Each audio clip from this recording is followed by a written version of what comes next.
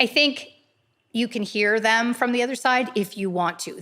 I know they're constantly giving signs, but you just have to be open to it and want to hear it and believe it. Because we always doubt ourselves, like, oh, I hear a voice, but it's not real.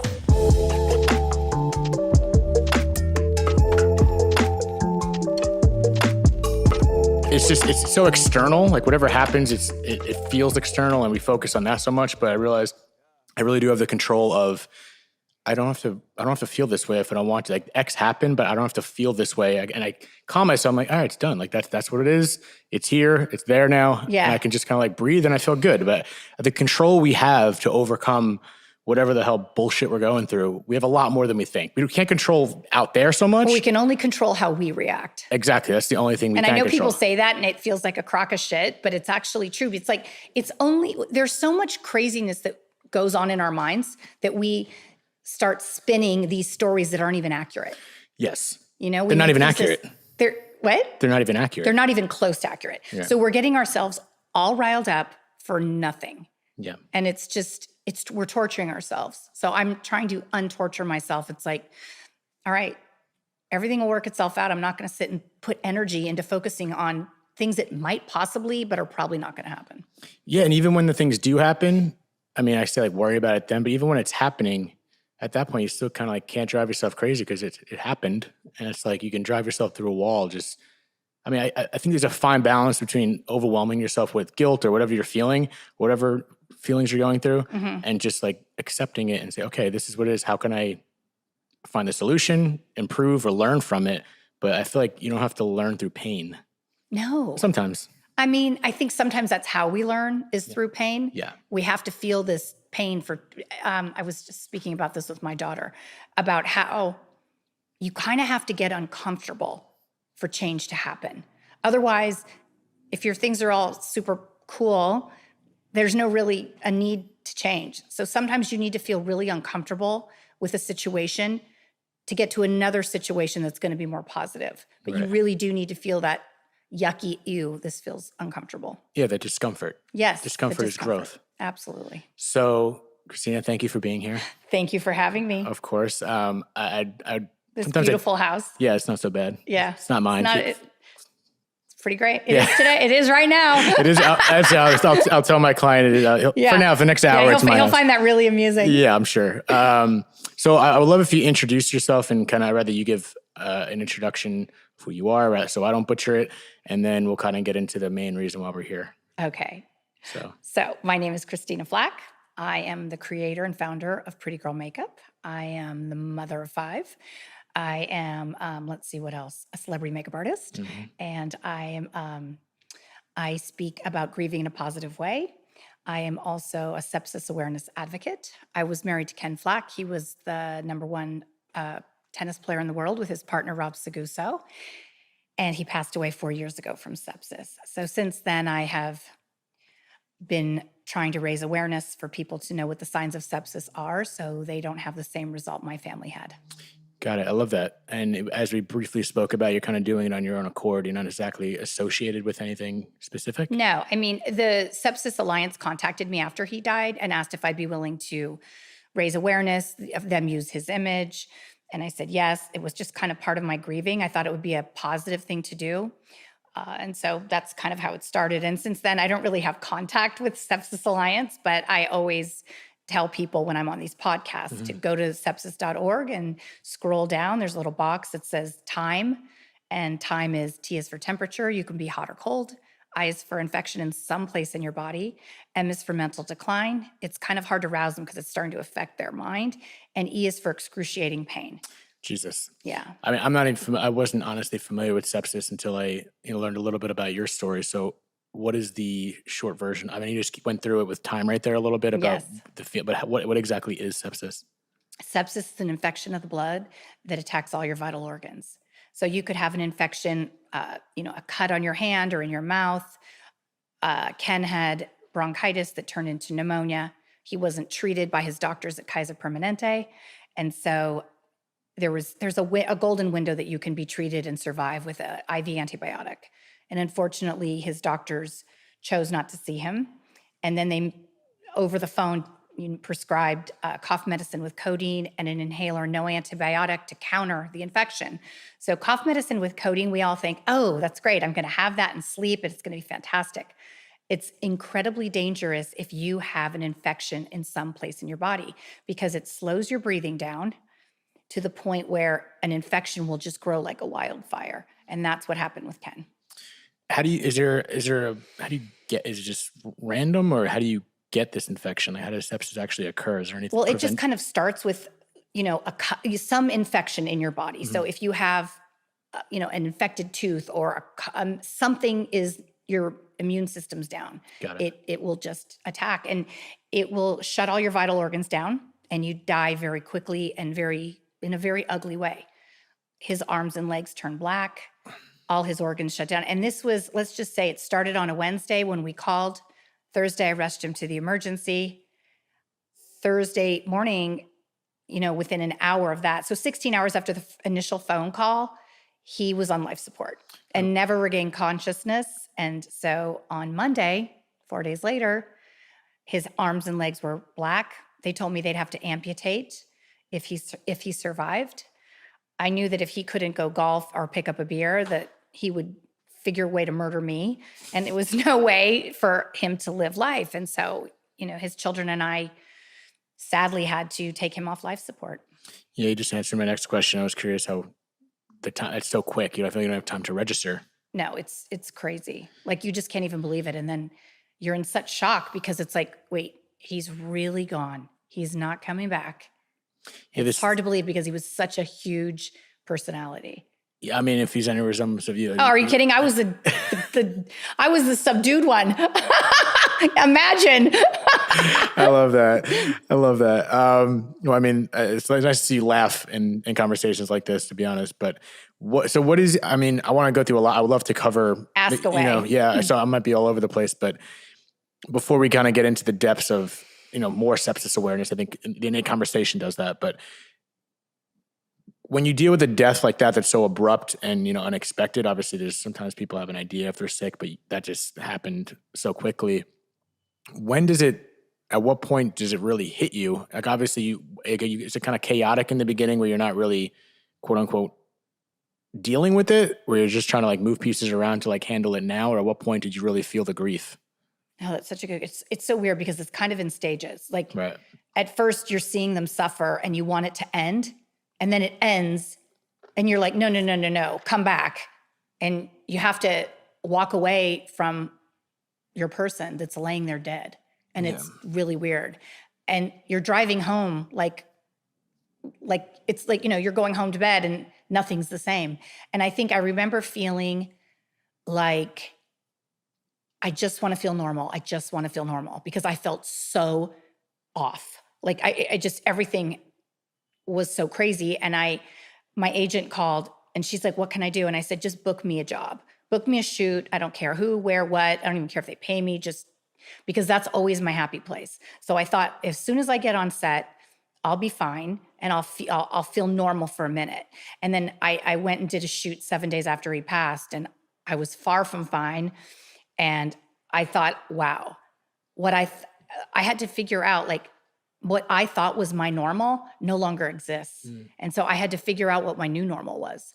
And that took some time.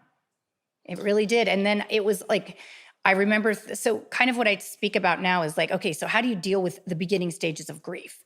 Well, you try not to get too hungry, too tired. You need to work out.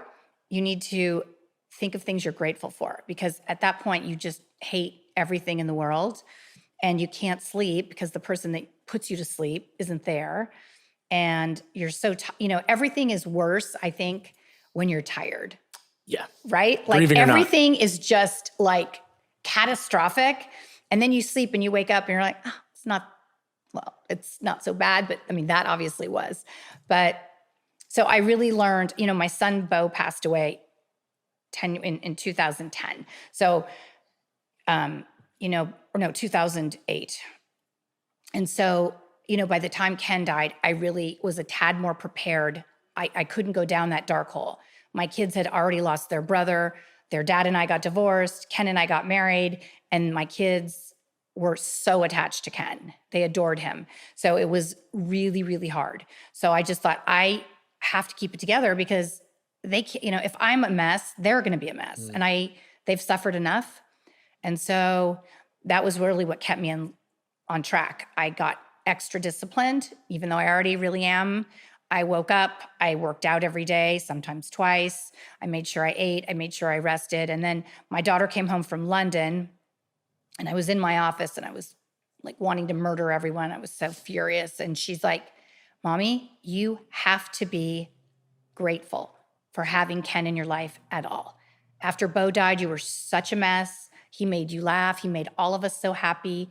You have to just be grateful for that time. And that really helped kind of put me in perspective because, we think God gives us people in our life and we think we're entitled to a million years. And that's not the case. We're entitled to whatever the universe thinks we're entitled to, and that's it. So you have a choice.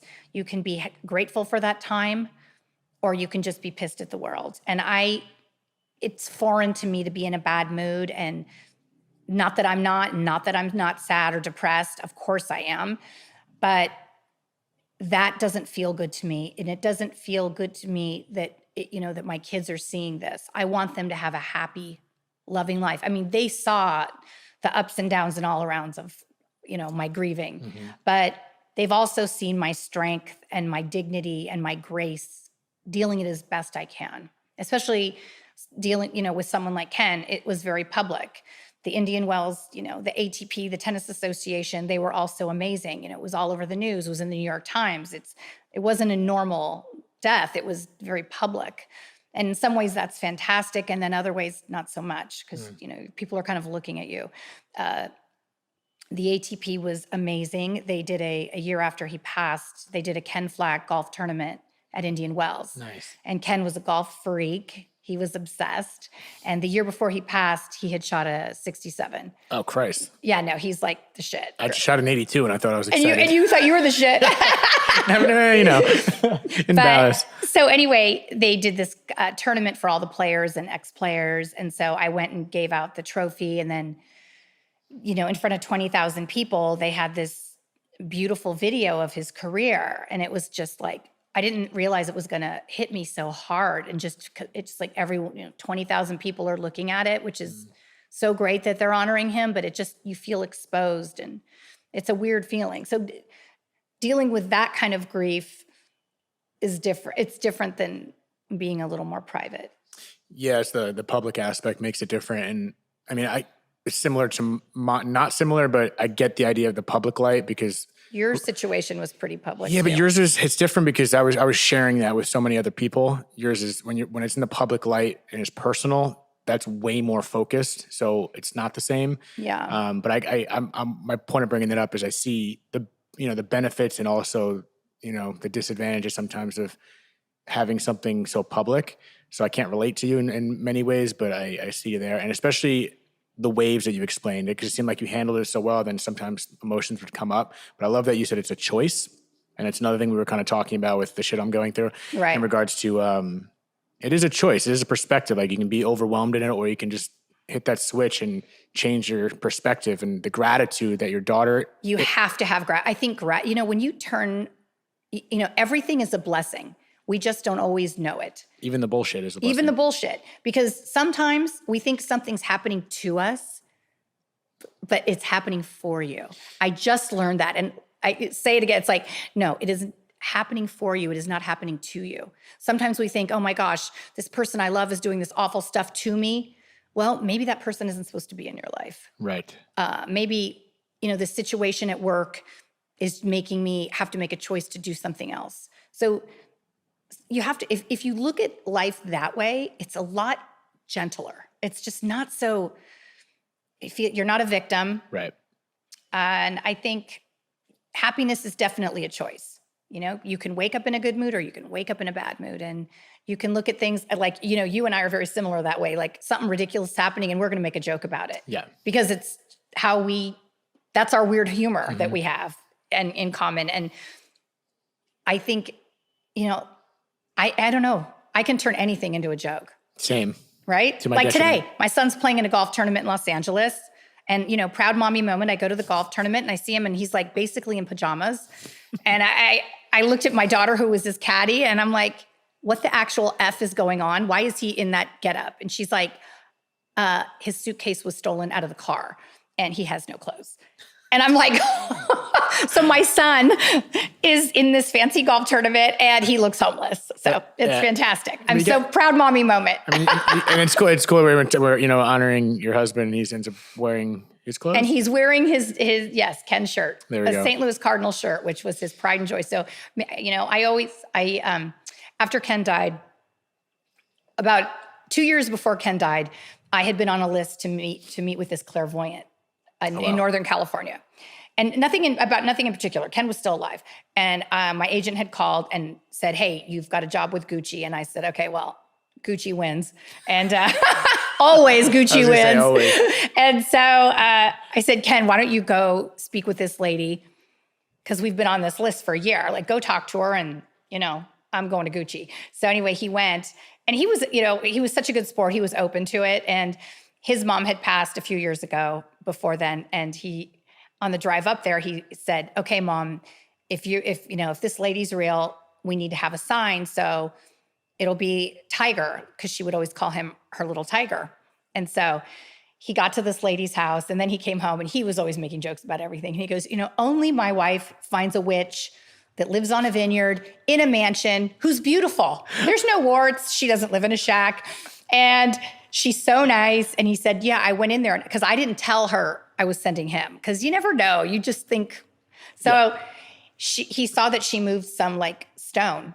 And he said, oh, what's that? She said, oh, well, that amethyst was for your wife, which is really ironic because that's my birthstone. And she goes, Spirit's telling me to put a tiger's eye. And he's like, oh my gosh. Huh. So anyway, it was this great story. Yeah. He came home and he was so into it. And, his mom came through, my mom, all these people. And then, so after he died, his voice was because he wasn't supposed to die. So I don't know what happens, but I think sometimes when you're not supposed to die, you get a little grace period to keep talking to your people so everyone doesn't lose their mind. But right after he died, I could hear him so clearly telling me, you need to call Cindy Clifton. And the last thing I'm thinking about is Cindy Clifton, this clairvoyant. I'm like, what? She takes you, like, why am I going to do this? And he's like, you have to. I'm like, okay. So I call this lady.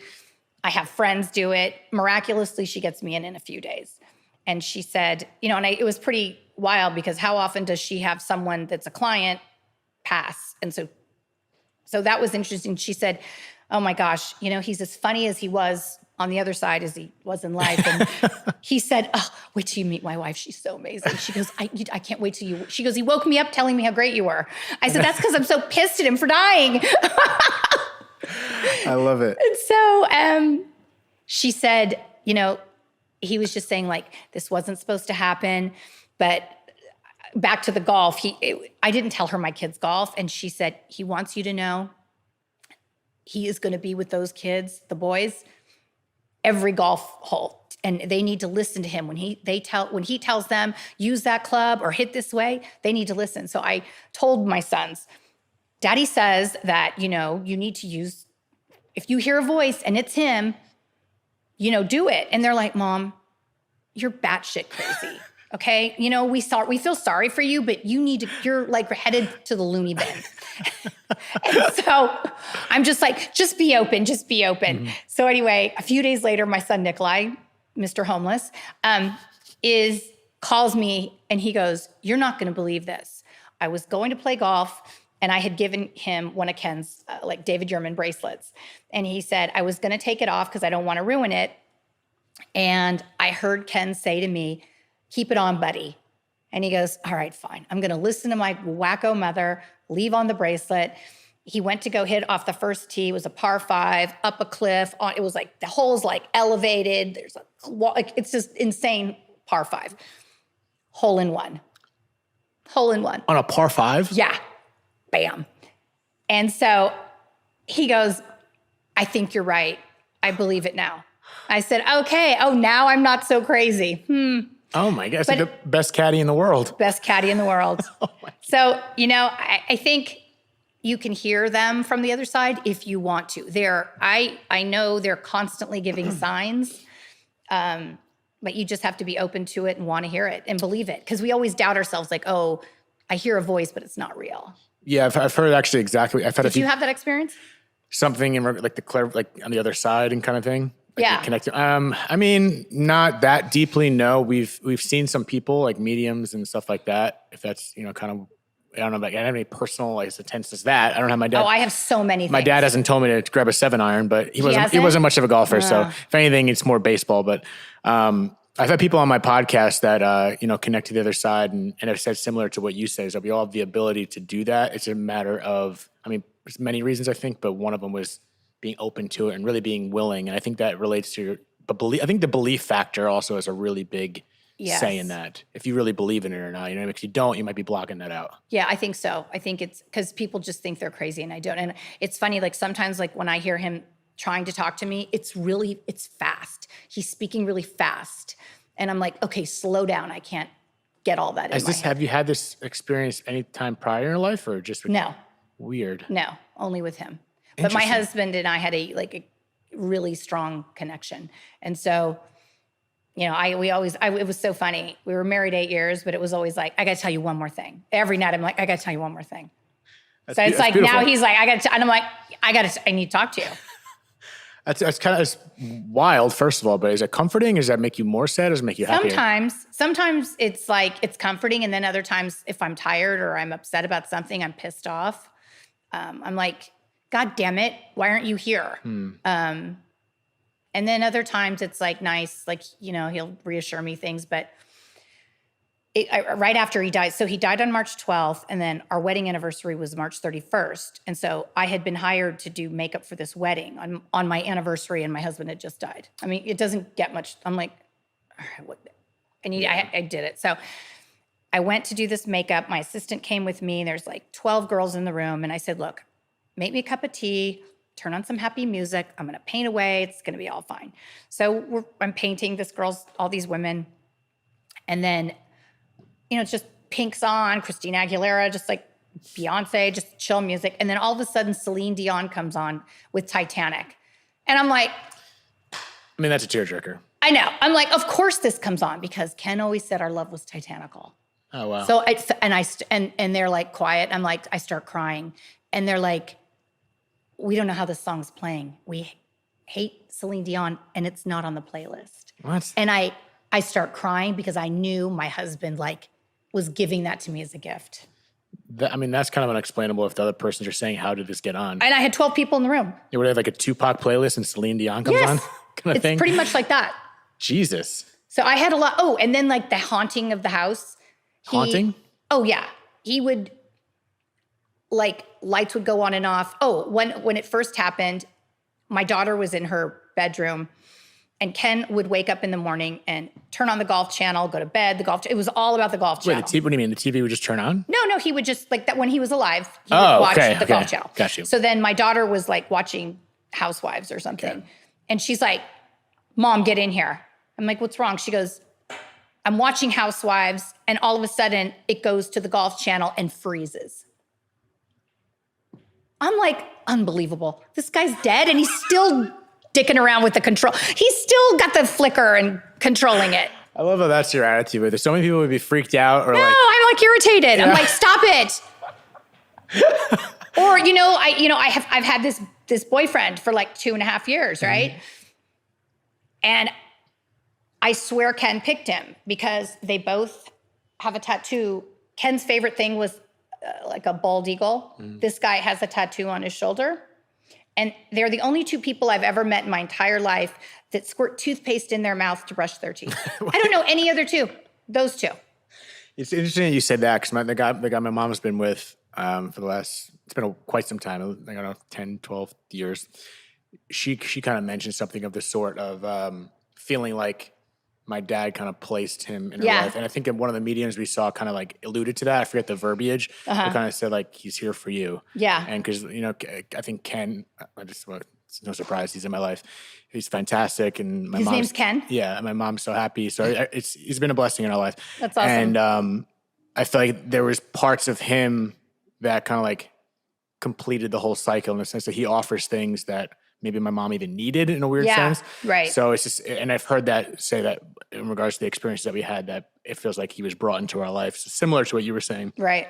I'm kind of going a little sidetracked here, but you remind me so much of the way you handle things while it happened, of my own mother. Cause she, like, for instance, when it all happened, we were back in school in like a week, and I don't think you said something in the story. You want my kids to be normal and not like have it affect them, I guess, in a certain way. I don't know. Well, if that's I what you just meant. didn't want them to be, their brother died on Christmas Day already. Right. And Ken died. It was just, I was trying to keep things as normal as possible. Right. And then that's what I'm saying. My mom kind of did that. She didn't want, in lack of better words, she didn't want us to get fucked up from it. Right. And so more than you already were. Right. And just like kind of like get going, but not in a sense of like blocking it, like don't feel this, don't feel that. Yeah, no, just you got to keep moving. The world keeps spinning type Right. thing. And she tried to, shoulder a lot of the burden of being unaffected. And then I'm sure behind closed doors, she would let it all out to like be a soldier for her kids. Right. And I just saw a similarity. Like you wanted to keep going to be a representative for your family almost. Well, so, I mean, again, it's just a choice of how, you don't really want you to see your kids see you drunk, right. pilled out, like just a wreck. Happens all it the time. affects them. So, but again, that would be a choice, and I'm unwilling to make that. That would be me giving up. So if you're kind of like, they've seen me cry and scream. I mean, it's not like they don't see me get emotional and cry and be sad. Right. I mean, I do it a lot, Mm-hmm. probably more than they even would prefer I didn't. But they're just like, oh, there she goes. But they've always seen me conduct myself at a high level. I haven't behaved inappropriately. Maybe at a golf tournament, I'm a little annoying. I'll scream when he hits a good shot, but you know what I mean? Yeah, but nothing. I haven't gone off the deep end. And because out of respect to Ken, I feel like you can honor your loved one in a positive way. I don't think being the grieving widow with the black veil and being miserable and angry and hating life is, because I was on a hike one day alone, and I heard him in my head saying, it's really hard for me to look down on you laying in bed at night crying, and I can't comfort you the way I normally would. Mm-hmm. And I can hear him right now just saying really naughty things. So I'm like, really? Do you want to get a third mic? Yeah, I'm like, oh my God, here we go. He's like, you know what? Be quiet. I'll tell the story. But and when I thought of it from that perspective, how would I feel if I was looking down on him and my kids, and I couldn't comfort them and they were always sad? And so it's not honoring them. So what I try to do is be positive. I do things, the raising awareness for sepsis to help others. I have gotten so much feedback from people. Oh my God, you saved my husband's life. One of my really dearest friends now, her husband had sepsis. I didn't even know her. She saw an interview, sent me a note on Facebook, which I never check, but I miraculously did. And I told her, get to the hospital. And we got it in the nick of time, and he saved his life. So I've gotten so many emails and phone calls from people saying, I had no idea what sepsis was. I tell people about it. You say, I get feedback positive all the time. So what are the, I mean, I don't know if you were getting to it or if you said it already, I apologize, but what are the first telltale signs that you said to go to the hospital? Like where if you were have they? like a fever, if you're either hot or really cold, if you don't, you know how you feel when you have the flu? Yes. Okay. It's not that. It's like it's like 1,000 times worse. So if you know you're just feeling really not right, you have a fever, hot or cold, you have an infection somewhere, you're in a lot of pain, your head's not all there, get to the hospital, get a blood test. They can determine it quickly. They'll put you on an IV antibiotic and you'll survive. But if you don't, sepsis isn't one of those, it's not like the cold. Oh, you know what? If I feel really crappy tomorrow, I'll go. There's not a tomorrow. There are no tomorrows, so it's better be safe than sorry. Is it easier to tell because sometimes you just have a fever? Is it very different? Like you'll know. It's just I think more of the pain you're in. Okay. You're in pain. You're pain in with the fever. excruciating pain. So if you can get to the hospital. So I started a garden for my son, Bo, at the Edna McGuire School in Mill Valley, California. It's an outdoor classroom. There's a garden, there's fruit trees, there's chickens. And it's really, my big passion is education and nutrition. And if we can get kids to, from kindergarten through 5th grade, to be planting seeds and picking their lettuce and doing science experiments or learning to cook with fresh vegetables and fruits, they're going to be more inclined to eat well throughout their life. And then at the Northern Lights School in Oakland, I set up a Ken Flach educational fund and a Baby Bow educational fund, because it's for minority kids that can't go to private school, and it's a great private school. So I feel that that's a way of making change in the world.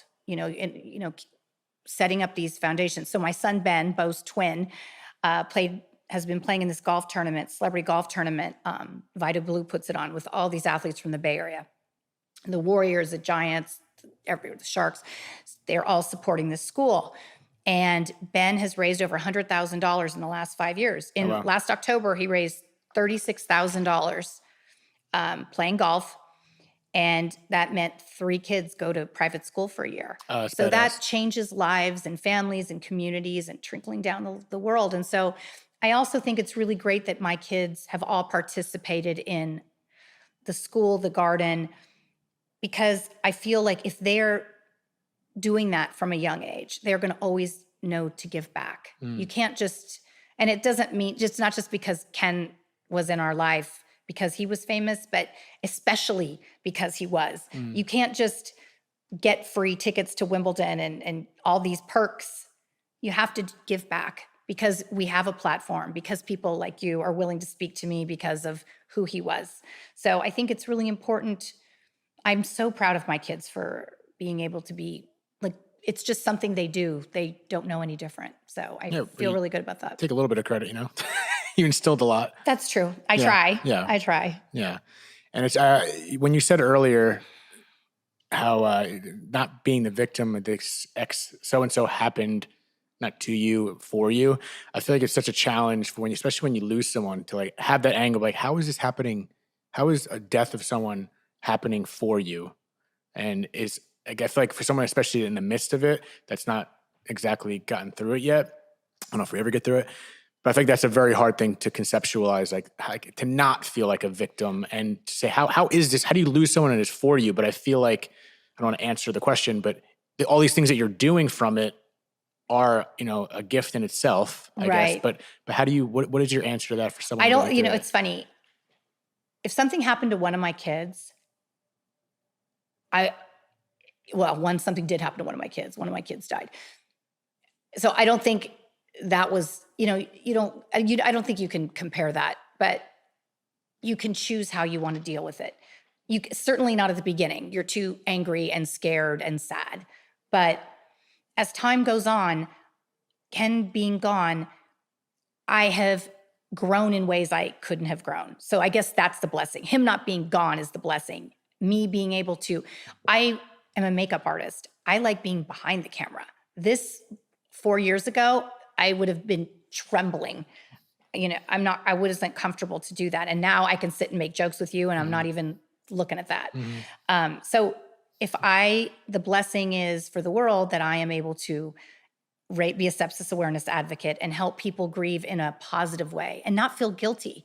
It's okay to love again. Doesn't mean you didn't love that person. They also say, like, when someone dies, a lot of times you see people like that had really great marriages get back into different relationships very quickly or get remarried very quickly because that's their normal. And it's how I probably was a lot more judgmental before, like how people deal with their grief. My mom died when I was young, and then my dad got married to a woman like a year later. And back then I was just like, are you kidding? Like, I thought it was awful, but he was just trying to find his normal. And so it's so easy for everyone that hasn't lost their person to judge how we're behaving and what we're doing. We're just trying to figure it out, our new normal. So I just think, for me, the blessing has been that I have helped all these kids with an education, that I've raised awareness for sepsis, and that I've been able, in my little way, to help people to grieve in a gentler, softer way, that they don't have to feel. People think that they're they're honoring their loved one by being angry and sad and not loving again. It's ridiculous. It makes no sense if you think about it. Yeah, and I think what you said, especially with the falling in love afterwards, that has like a weird stigma to it too. But at the end of the day, it's a lot of people don't know what they're going through. They don't know the details of their life.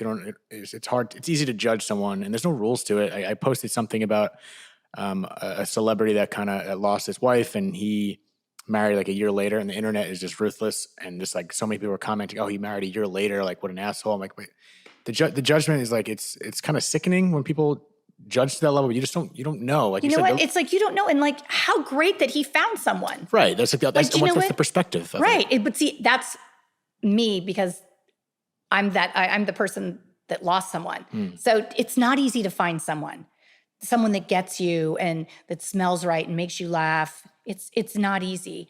And so when you do, see, I'm like now, like, what are you waiting for? Don't waste time. Oh, you don't need to date 7 years before you live together or get married. Like, love the hell out of that person and enjoy it. You don't know how long you get. So I'm a little different in my thinking because, a little of my trauma is that, anytime I leave someone I love, I'm like, I love you so much. Like, I have a little post-traumatic shock from that. So I'm a little bit like that. But it was interesting. I did a show actually here in LA, and it was with some psychologists, and they were saying, it's very interesting with you. You don't stop saying you have post-traumatic shock. You've actually had a lot of post-traumatic growth. So that's an interesting thing that I had not heard of, but I think it's true. I guess that makes sense. That makes a lot of sense how it could be confused because it's so different. So maybe it just feels like stress. Yeah. I mean, the stress is still there, but also you can choose to grow from these experiences. I think I've grown so much. I am so much braver and stronger and tougher than I ever could have imagined. I heard this Whitney Houston song, I Didn't Know My Own Strength. And I heard that. I'm like, oh my God, that's so me. I had no idea how fucking tough I was. And that's why it's so nice to hear you say that. And hopefully anyone that's listening that's maybe going through it now, they might not see that. And I always think about it like, I've heard this analogy somewhere. It's like driving through the fog. I feel like when you're driving through the fog, you only see 40 feet in front of you and you're following the road, this and that. I feel like sometimes that's kind of going through trauma and grief because in the moment you can't really see too far ahead of you and what's going to be there, but you kind of like, you can't see the light. You can't see the light. You're just driving through the fog, but eventually it's going to open up. So I'm sure maybe when you were going through it, I mean, maybe you're different. I don't know. You seem so positive and energetic that I don't know if you had this vision for yourself, if you fast forwarded 3-4 years that you would be here. It's like in the moment, it's so chaotic. It's hard to like see the positivity. It's so funny. Like I'm sitting here right now and I'm thinking of a time like back then, how I was. I could never have imagined I'd be here like doing this. And I remember I was on a shoot not too long after Ken died and I was really just quiet. I was doing my job just like I always do, but I wasn't my bubbly, self. And I was working for Mark and Graham. It's like a Williams-Sonoma company. And they always had music playing. And this one song came out. And I go, I like that song. And they're like, keep playing it. They kept playing that song over and over because the song made me happy. So it was funny, like music was something that was really helpful to me. I found like positive songs or I don't know. I don't remember every song would touch me differently, but I do remember some music would really give me comfort and give me strength when I just was like, ugh. You gotta latch onto that. Yeah. Yeah. I mean, taken from you, it seems like, realizing it, your happiness is a choice, the perspective you look at it, the gratitude, it all kind of blends together and taking care of yourself. There's just so much there. And I love hearing you sharing this story because like I said, I think there's so many people that are in it now and to speak to someone like you and people that I've had on my show they're in a better place and it sticks with you, but it's nice to see someone that's maybe fast forwarded to where someone is right now. And even if you didn't lose someone, these are all lessons that you can apply to any situation. Well, I mean, there's grief. There can be loss and grief in any way of your life. You could lose a job. You could lose your dog. I mean, there's constant loss and constant change. Yes. It's how we choose again to deal with it. And some, I know I sound like, oh, I'm so positive and happy all the time. I believe me, I have my moments and days where I'm crying and I'm sad. But you know what? I'm really in a great place in my life now. I'm really happy. My kids are all great. I love my career. I have this person that I just love. He drives me crazy a lot, but I love him. And it's a great place to be in life. It's great to feel like not in control of life, just content with how life is. Like just grateful. Like I flew down to LA and saw my son and my daughter playing golf. And it was like, and then I come here in this beautiful house and you and I are having this great chat. And, life's great, but I've made it great. Yeah. You have to create the life you want. You have to create your new normal. I think that would be the biggest thing. Don't think you're going to ever go back to what was normal. You're going to create a new normal and you can make it better. And it's okay. It doesn't mean like it's disrespecting your old normal, but you can have a great new normal. Yeah, it all evolves. So right. And we're all going to change, doesn't matter how we do it. But you can't control life, but you could control your attitude and your perspective and inside a little bit. Absolutely. Well, I love it. I mean, I know you have an appointment soon, so I want to be respectful of your time, but are you good? Everything's good? I mean, clearly you're good now, but I love how you said that even though you're happy, life still ebbs and flows. I feel like people would say, I need to be happy all the time. It's not. You're not. And I just think with life, the one thing I've learned, there's just going to be constant change. There's going to be good change. There's going to be bad change. There's going to be great change. There's going to be some that just sucks shit. And you just have to go, my daughter, we came down to LA. She's a fashion designer and she was having a really bad day before we came down. And I'm like, sweetie, this is just a minute. I know you're tired. And we went through, you're hungry, you're tired, all these things. And the next day she's like in these meetings and she's killing it. And I go, 24 hours ago, you thought the world was over. And look how great everything is. So just remember that.